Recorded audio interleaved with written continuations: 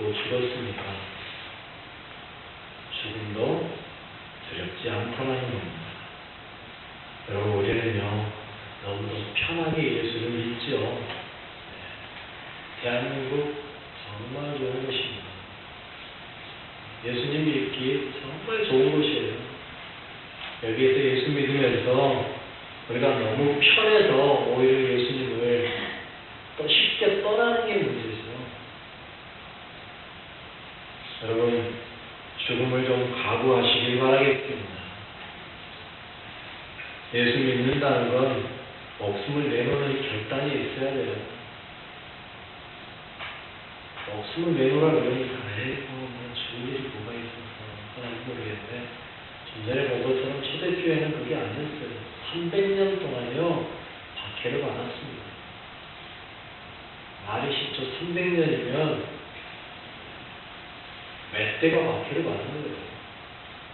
그런데 그 안에 여전히 예수를 믿는 사람들이 있었다는 거죠.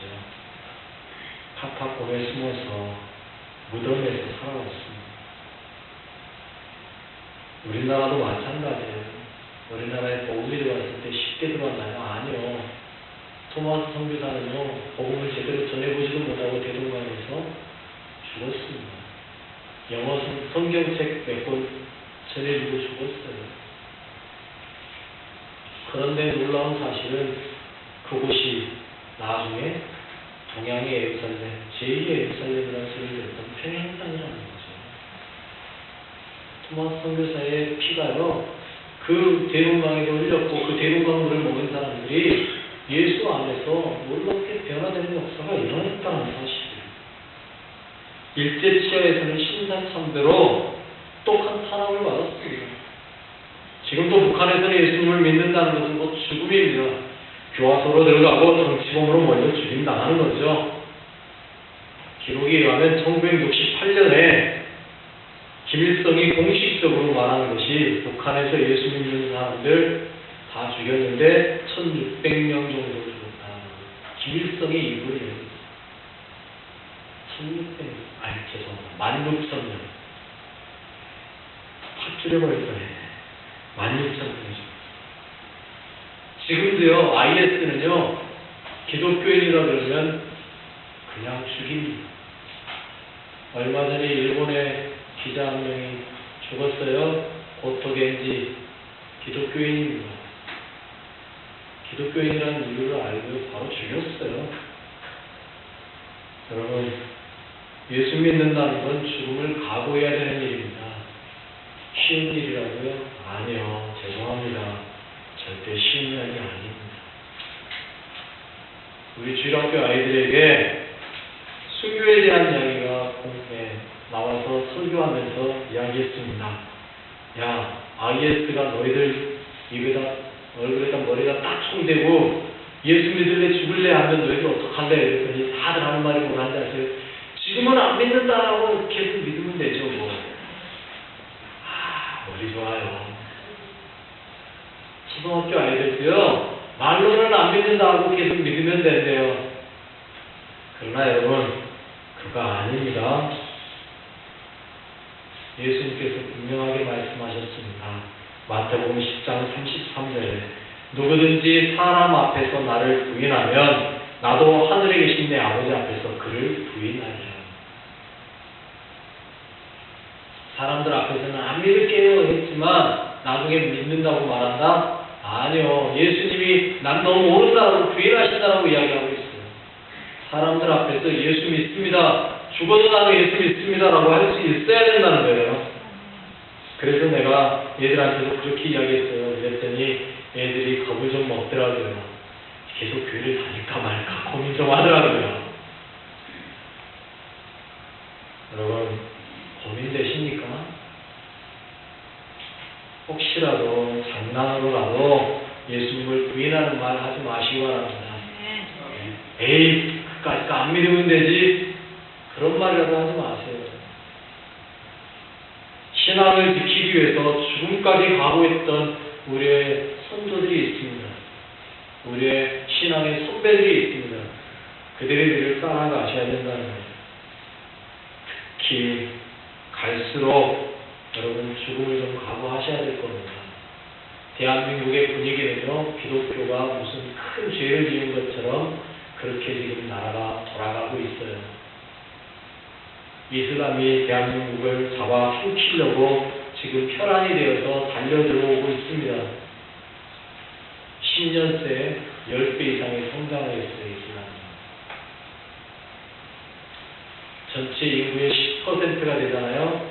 그러면 이슬람은 그때부터 자기들이 원하는 대로 행하기 시작합니다. 우리나라의 인구의 10%만 돼요. 5천만 중에 500만만 되면 된다고요.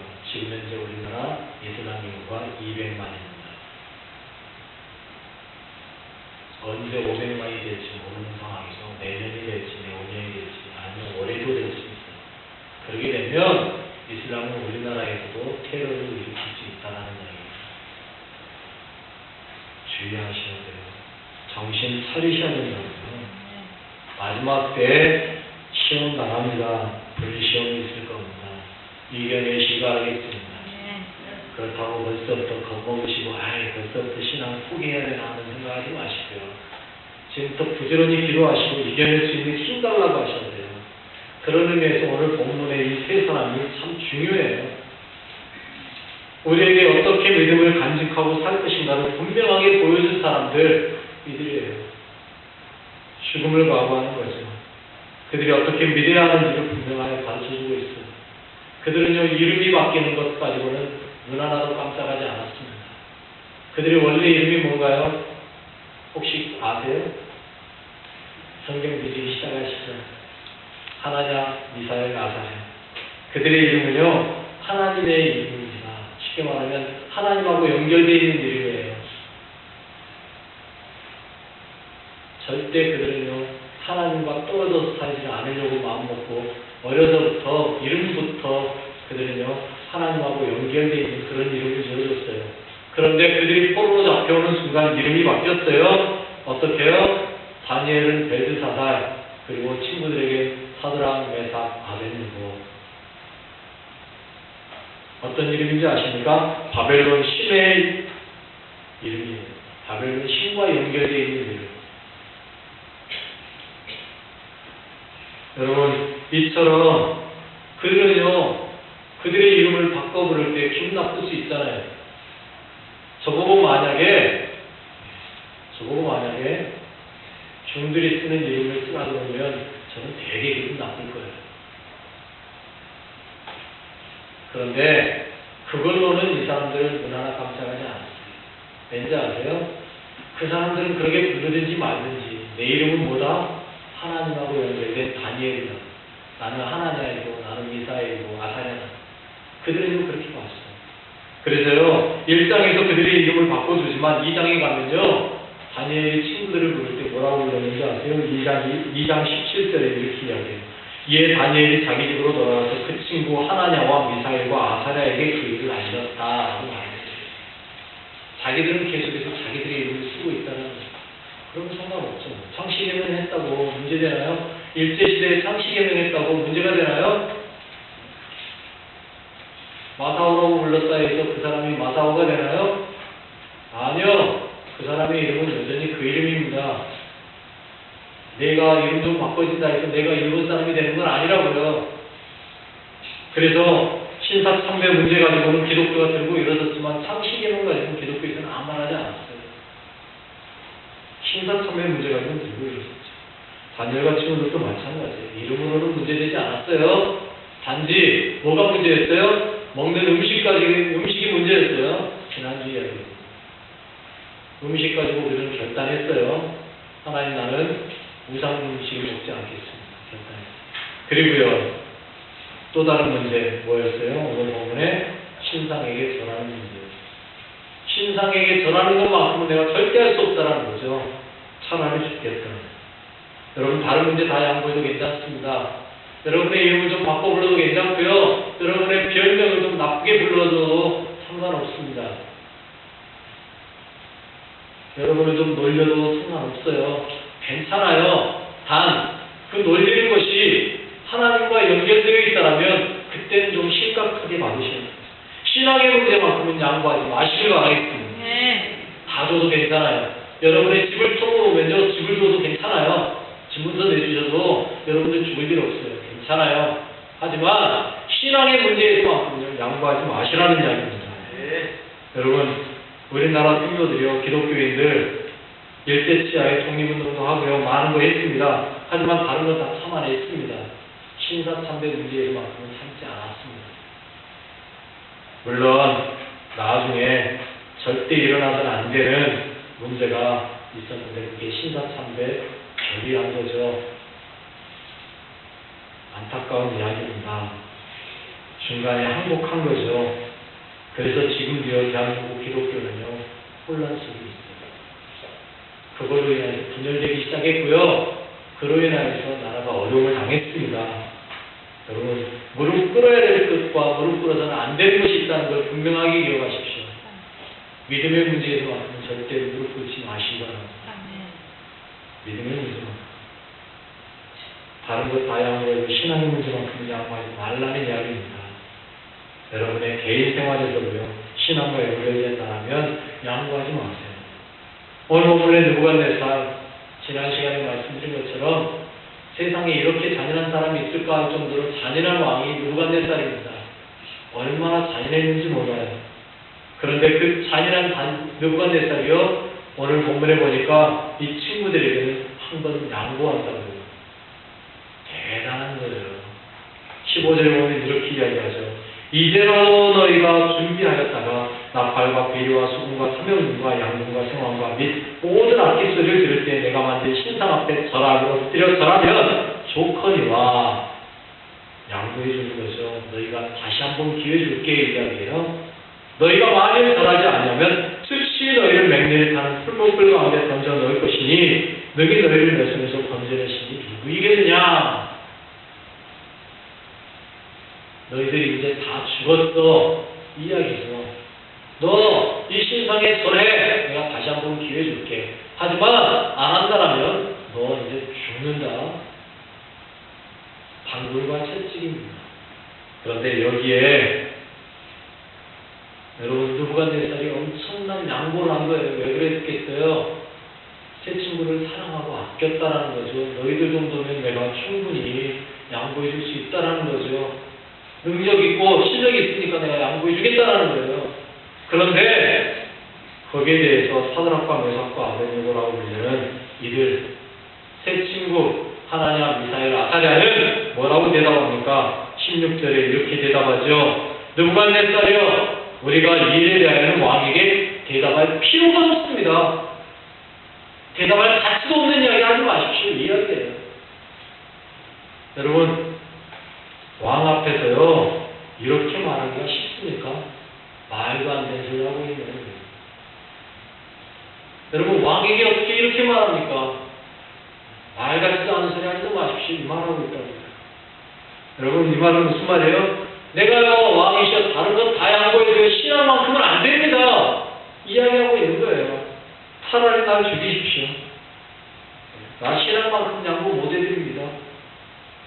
17절로 18절에 그래서 이렇게 이유를 말하죠. 왕이여, 우리가 섬기는 하나님이 계시다면 우리를 맹렬히 타는 풀목불 가운데서 능히 건져내시겠고 왕의 손에서도 건져내시리이다. 그렇게 하지 아니하실지라도 왕이여, 우리가 왕의 신들을 숨기지도 아니하고 왕이 세우신 금신상에게 절하지도 아니할 줄을 아옵소서. 단호하게 거절하는 거예요. 그리고 그 거절하는 이유를 분명하게 말하고 있습니다. 우리 하나님이 능히 건져주실 거예요. 이게 믿음이죠. 우리 하나님이 능히 건져주실 거예요. 여기까지만 말하면요, 이건 믿음이 아니고 맹신입니다. 뭔지 아시겠습니까? 여기까지만 이야기했다라면요, 이건요, 맹신이에요. 이건 믿음이 아니에요. 그 다음 말이 있기 때문에 이게 믿음이 되는 거예요. 어떤 말이요? 그렇게 하지 아니하실지라도.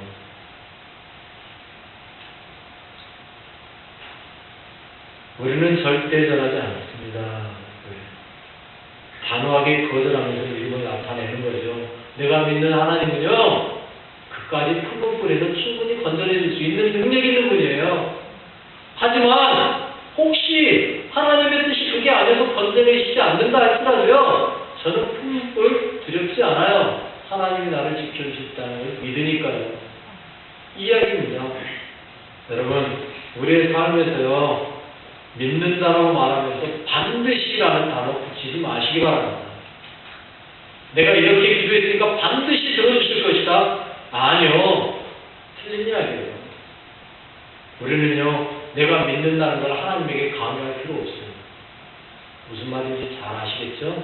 하나님 내가 이렇게 믿으니까 반드시 이렇게 해주셔야 돼요. 이건 믿음 아니에요. 내가 믿으니까 반드시 될 거야. 아니요, 이건 믿음 아니에요. 이건 맹신이에요. 믿음은요, 하나님 내가 원하는 건 이거지만 하나님의 뜻이면 이루어주시고 아니면 해주지 마세요. 이게 진짜 믿음이에요. 누가 중심인 거예요? 하나님이 중심인 거예요. 이 세 친구는요, 이걸 믿는 거예요. 하나님이 중심이 되셔서 하나님 당신에게 영광이면 나를 구해주시고 아니면 다 죽어도 괜찮습니다. 이게 믿음이라고요. 하나님께 내 믿음을 강요하지 마세요.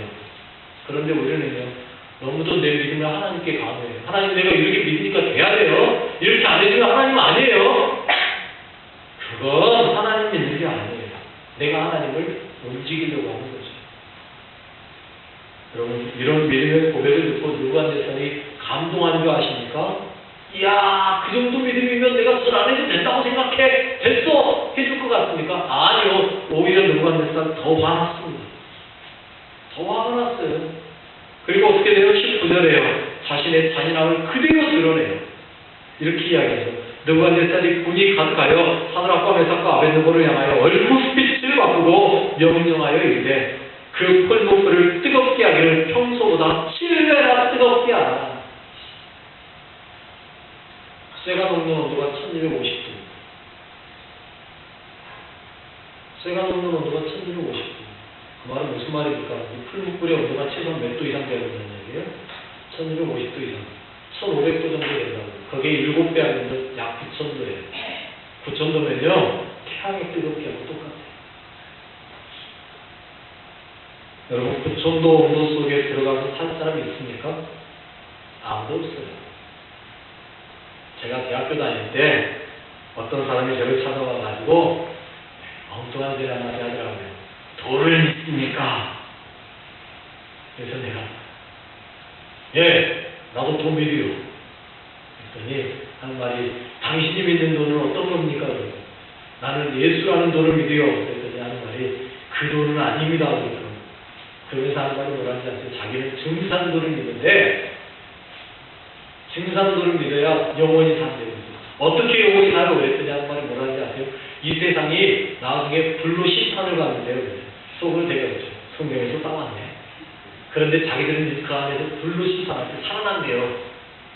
내가 그래서 물어봤어요. 어떻게 살아나요? 그랬더니 이 세상이 불로 심판받을 때 5천도에 사라진대요.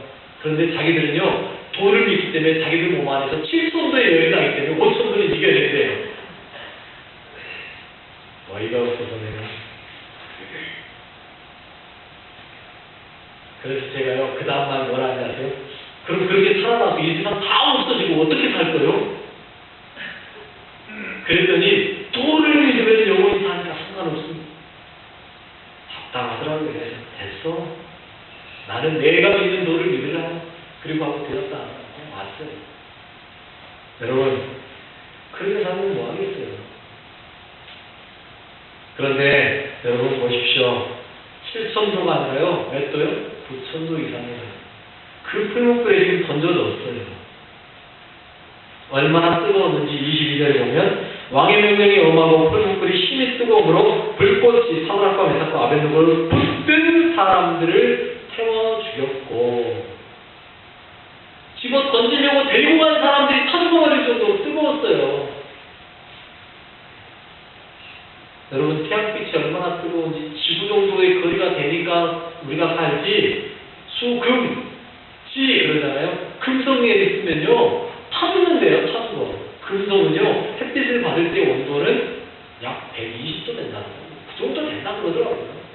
그리고 햇빛이 딱 사라지고 달빛이 해가 딱 사라지는 그 그늘 쪽에 있으면 영하 뭐 몇십도 된대. 지구가 딱 좋은 자리래요. 그래서 우리가 살고 있는 거예요. 하나님의 능력은 그렇게 대단해요. 그런데 놀라운 문제는요. 집어 던지던 사람까지 타 죽었는데 문제는 어떻게 됐다는 거예요? 그 풀무불 안에 사람들이 살아났다는 거예요. 25절에 왕이 또 말하여 이르되 내가 보니 결박되지 아니한 네 사람이 불 가운데로 다니는데 상하지도 아니하였고 그 넷째 모양을 신들의 아들과 같도다. 누가 몇 살이에요? 누가 몇 살이에요? 불 가운데 살아있는 네 사람을 봤다는 거예요. 살아있는 하나님의 모양을 봤다는 거예요. 여러분, 이게 진짜 믿음을 보여주는 것보다 더 중요한 거예요. 살아계신 하나님을 보여주는 거죠. 우리가요, 이 땅에서 죽을 각오를 하잖아요. 그럼 우리를 통하여서 우리를 사람들이 보는 게 아니라 누굴 보는 거예요? 살아계신 하나님을 보게 되는 거예요. 그래서 느부갓네살이 자신의 입술로 하나님을 찬양합니다. 28절에 느부갓네살이 말하여 이르되 사드락과 메삭과 아벳느고의 하나님을 찬송하였으로다. 그가 그의 천사를 보내사 자기를 의뢰하고 그들의 목을 바쳐 왕의 명령을 거역하고 그 하나님 밖에는 다른 신을 섬기지 아니하며 그에게 절하지 아니한 종들을 구원하셨도다. 이것이 믿음이에요. 내가 죽느냐 사느냐 이것이 중요한 게 아니라는 겁니다. 왜요? 사람은 반드시 죽게 되어 있어요. 하나냐 미사엘 아사랴가 그리고 영원히 살았나요? 아주 죽었어요. 죽어요. 언젠간 다 죽습니다. 그런데 문제는요, 죽되 내가 치욕스럽게 죽느냐 아니면 믿음의 유산을 남기고 죽느냐 차이가 있어요. 여러분, 믿음의 유산을 남기고 죽음으로 이 땅에서는 죽었으나 하나님 나라에서는 영원히 사는 여러분 되시길 바라겠습니다. 우리가 살면서 정말 믿음을 위해 죽을 각오하는 용기와 결단이 필요하다는 이야기예요. 그래서요, 어떻게 사느냐보다 어떻게 죽느냐가 더 중요합니다. 이 땅에서 죽는 연습 하셔야 된다는 거예요. 이 땅에서 잘 죽으셔야 된다는 거예요. 내 가정에서, 직장에서 내 욕심 버리고 다른 사람을 위한 삶을 사는 것, 이게 죽음을 연습하는 거예요. 이 땅에서 내가 죽는 방법이요? 어려운 거 없어요. 내가 욕심나는 것, 내가 갖고 싶은 것, 죽이고 양보하면 돼요. 나 말고 이거 저 사람도 참 좋아하더라. 그러면 그 사람에게 양보하는 거예요. 당신 좋아하도 이거 가져. 하는 거예요. 이게 내가 죽는 거예요. 여러분, 이게 참된 애들하고요. 믿음은요, 죽음을 연습하는 거예요. 날마다 죽노라. 사도 바울의 말이잖아요. 여러분, 우리가 살면서 날마다 죽노라가 돼야 돼요. 뭐를 죽여요? 내 욕심 죽이고, 내 자아를 죽이고, 내 육신의 것 죽이고, 오직 누구만 생각하는 거예요? 내 안에 예수 그리스도를 생각하고 사는 거예요. 내 안에 예수님께서 역사하시는 거죠. 다른 사람을 위해서 조금 불편함을 감수하는 거예요. 이게 죽는 거예요.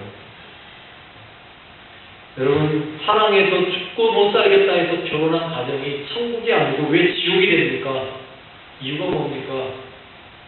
그 사랑하는 사람을 위해서 내가 죽어주지 못하고 너가 대신 나를 위해 죽어줘 하니까 지옥이 되는 거예요. 왜요? 서로 안 죽으려고 그러거든요. 가정이. 남편이 아내를 위해서 죽어주고 아내가 남편을 위해서 죽어주면요, 그 가정이 천국 되는 거죠. 그런데 그렇게 안 죽어줘요. 서로 너무 살려고 해요. 그래서 지옥 만들어 버리는 거죠. 내가 믿음 안에서 죽으면 모두가 천국을 누릴 수 있습니다. 여러분에게 풀목불 들어가라고 하지 않겠습니다. 진짜 죽는 거는요, 풀목불에 던져지는 게 아니고요, 내 욕심을 죽이고 내 욕망을 죽이고 다른 사람의 말을 들어주는 거예요. 다른 사람을 위해서 내 것을 좀 희생하는 것, 이게 진짜 죽는 거예요. 그리고 누구만 드러나는 거예요? 예수 그리스도만 드러나는 거예요. 당신 왜 그렇게 살아? 당신 왜 그렇게 바보같이 살아? 왜 다 양보하고 당신 거를 왜 챙기질 않아? 물어볼 때 한마디만 하면 돼요. 예수님 때문에. 예수님 때문에. 무슨 할 말이 있어요? 내가 착해서 아니에요. 내가 원래 좀 그래. 이것도 아니에요. 전에 우리 하나님 하는 거 보니까 그러더라고요. 집 친구들하고 뭐 한참 하다가 애들이 하나님한테 너 왜 그래? 그랬더니 내가 너 원래 그래? 아니라고요. 그럴 때는 뭐라고 말해야 된다고요? 예수님 때문에 이거면 된다고요.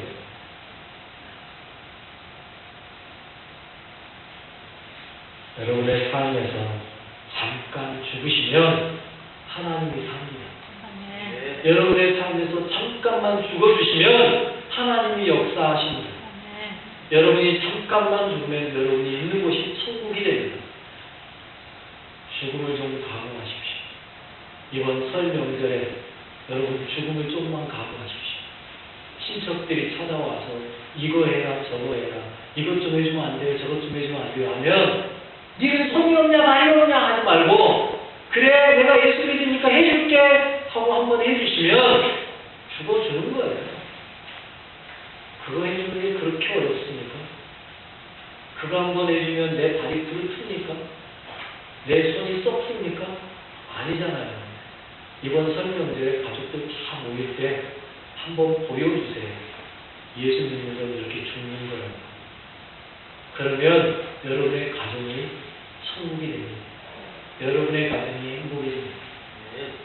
온전히 죽음을 각오하고 나는 죽고 예수로 사는 거룩한 믿음의 역사가 여러분의 가정과 직장과 여러분의 주변과 환경 속에 일어나시기를 바라겠습니다. 아멘. 기도드립니다.